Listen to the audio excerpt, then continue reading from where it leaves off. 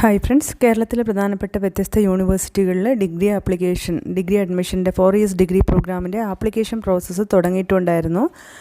അപ്പോഴതിൻ്റെ last date നിങ്ങൾ ഓർക്കേണ്ട സമയമായിരിക്കുകയാണ്. അതായത് പ്രത്യേകം ഇന്ന് ഓർമ്മിപ്പിക്കുന്നത് MG യൂണിവേഴ്സിറ്റിയുടെ ലാസ്റ്റ് ഡേറ്റ് ഇന്നാണ് പറഞ്ഞിരിക്കുന്നത്. MG യൂണിവേഴ്സിറ്റിയുടെ ഡിഗ്രി ആപ്ലിക്കേഷൻ ലാസ്റ്റ് ഡേറ്റ് ഇന്ന് ജൂൺ 7-ാം തീയതിയാണ്. പിന്നെ തൊട്ടടുത്ത് നമുക്ക് വരുന്നത് കാലിക്കറ്റ് യൂണിവേഴ്സിറ്റിയാണ്. ജൂൺ 9-ാം തീയതിയാണ് ലാസ്റ്റ് ഡേറ്റ് വരുന്നത്. അതിനുശേഷം കേരള യൂണിവേഴ്സിറ്റി ജൂൺ 15-ആണ് വരുന്നത്. Kannur university last June 17.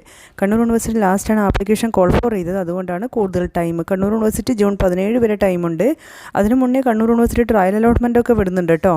Calicut university June 9, Kerala university June 15. അപ്പോൾ ഇന്ന് MG യൂണിവേഴ്സിറ്റി MGയുടെയും കാലിക്കറ്റിൻ്റെയും എത്രയും പെട്ടെന്ന് നിങ്ങൾ ഫിനിഷ് ചെയ്യുക. കേരളയ്ക്ക് 15 വരെ സമയമുണ്ട്, കണ്ണൂർ യൂണിവേഴ്സിറ്റി 17 വരെ സമയമുണ്ട്.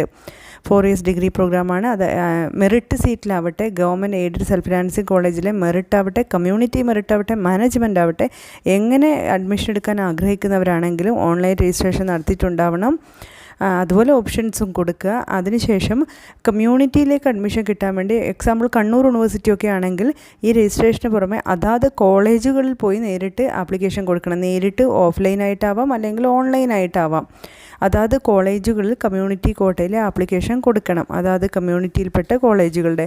അതേസമയം കാലിക്കറ്റ് യൂണിവേഴ്സിറ്റിയൊക്കെ നമ്മൾ കൊടുക്കുന്ന 20 ഓപ്ഷനുകളാണ് വിളിച്ചിരിക്കുന്നത്. അതായത് ഇപ്പോൾ കണ്ണൂർ യൂണിവേഴ്സിറ്റി ആവട്ടെ, കാലിക്കറ്റ് യൂണിവേഴ്സിറ്റി ആവട്ടെ, കേരള ആവട്ടെ, 20 ഓപ്ഷനാണ് നമുക്ക് കൊടുക്കാൻ പറ്റും. അപ്പോൾ കാലിക്കറ്റ് യൂണിവേഴ്സിറ്റിയുടെ കേസിൽ നിങ്ങൾ കമ്മ്യൂണിറ്റി കോട്ട അഡ്മിഷനിൽ പങ്കെടുക്കാൻ ആഗ്രഹിക്കുന്നുണ്ടെങ്കിൽ നിങ്ങൾ കൊടുക്കുന്ന ഓപ്ഷനുകളിൽ നിങ്ങളുടെ കമ്മ്യൂണിറ്റിയിൽപ്പെട്ട കോളേജ് ഉണ്ടായിരിക്കണം. എക്സാമ്പിൾ, നിങ്ങൾ ക്രിസ്ത്യൻ കമ്മ്യൂണിറ്റിപ്പെട്ടവരാണെങ്കിൽ ക്രിസ്ത്യൻ മാനേജ്മെൻറ്റ് കോളേജുകൾ ഓപ്ഷനിൽ ഇൻക്ലൂഡ് ചെയ്യാൻ ശ്രമിക്കുക. ആ കോളേജുകളുടെ കമ്മ്യൂണിറ്റി കോട്ട റാങ്ക് ലിസ്റ്റിൽ നിങ്ങളെ പരിഗണിക്കുന്നതായിരിക്കും. യൂണിവേഴ്സിറ്റി റാങ്ക് ലിസ്റ്റ് പബ്ലിഷ് ചെയ്യുമ്പോൾ നിങ്ങൾക്കത് കാണാൻ വേണ്ടി പറ്റും. എന്നാൽ കണ്ണൂർ യൂണിവേഴ്സിറ്റിയൊക്കെ അതാത് കോളേജുകൾ നേരിട്ട് കൊടുക്കണം. അങ്ങനെ ഓരോ യൂണിവേഴ്സിറ്റിയുടെയും പ്രോസ്പെക്ടസ് നിങ്ങൾ ഡീറ്റെയിൽ ആയിട്ട് വായിച്ച് നോക്കണം. ഇത്ര ടൈം എടുത്താലും യൂണിവേഴ്സിറ്റിയുടെ വെബ്സൈറ്റിൽ കയറിയിട്ട് പ്രോസ്പെക്ടസ് വായിക്കും. ഇനി നമ്മൾ ഒത്തിരി അലോട്ട്മെൻറ്റൊക്കെ വരുമ്പോൾ ചെക്ക് ചെയ്യേണ്ടതാണ്, അതുകൊണ്ട് മടി കാണിക്കരുത്. കയറി നിങ്ങൾ പ്രോസ്പെക്ടസ് ഡീറ്റെയിലായി വായിച്ച് നോക്കിയതിന് ശേഷമായിരിക്കണം അലോട്ട്മെൻറ്റിന് വേണ്ടിയുള്ള ഓപ്ഷൻ നിങ്ങൾ രജിസ്റ്റർ ചെയ്യേണ്ടത്. ആപ്ലിക്കേഷൻ സബ്മിറ്റ് ചെയ്യുമ്പോൾ ഓപ്ഷൻ കൊടുക്കേണ്ടത് പ്രത്യേകം ശ്രദ്ധിക്കുക. നിങ്ങളുടെ താല്പര്യത്തിനനുസരിച്ച് അസെൻഡിങ് ഓർഡറിൽ കൊടുക്കാനും പ്രത്യേകം ശ്രദ്ധിക്കുക.